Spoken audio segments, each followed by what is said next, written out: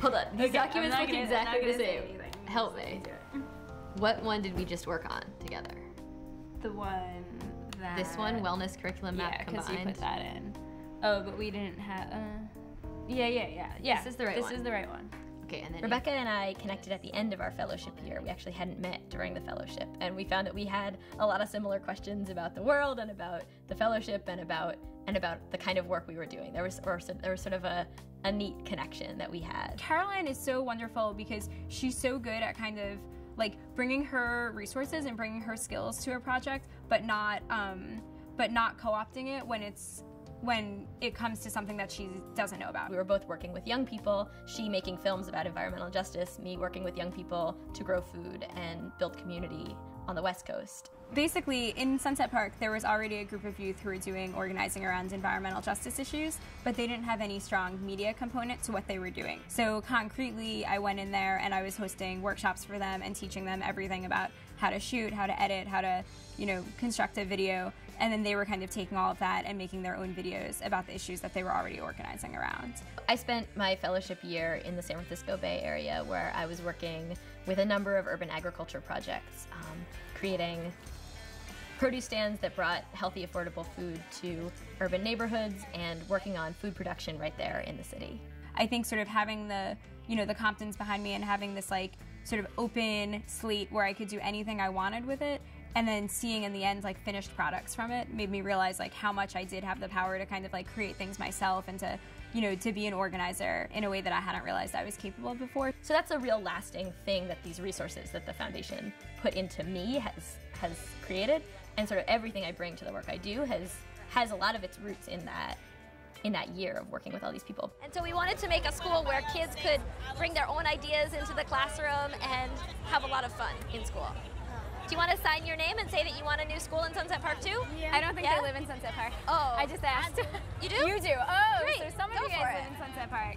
That's perfect. I think what Rebecca and I both bring is this experience working in community and working on organizing projects. And I think both of us were working sort of deeply in the communities that we were in and learning a lot about how a project really sustains itself. Well, right after my fellowship finished, I stayed on with the organization for a period of time, and in that time I realized that really the thing I loved the most was working with the youth. Rebecca one day reached out to me and said, I have this idea. I think I decided what I want to do with the next 10 years of my life. I think I want to start a school in my neighborhood where there's no high school. I think partly because it's been an immigrant neighborhood, it's been easy for the city not to pay a lot of attention to what's going on with education in the neighborhood. And so just in terms of like buildings, there's just not even close to as many schools as there needs to be in the neighborhood. We sort of ended up sitting down and like just talking through all these ideas, and the project started as around the idea that it would be a school focused on food justice and that food would be the teaching tool.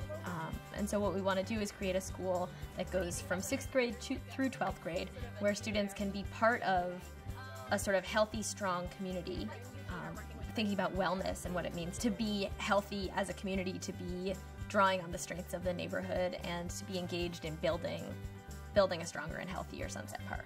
For our team, because we were coming into this not as educators but as community organizers, we realized that we were going to need a much longer process to be able to do this right.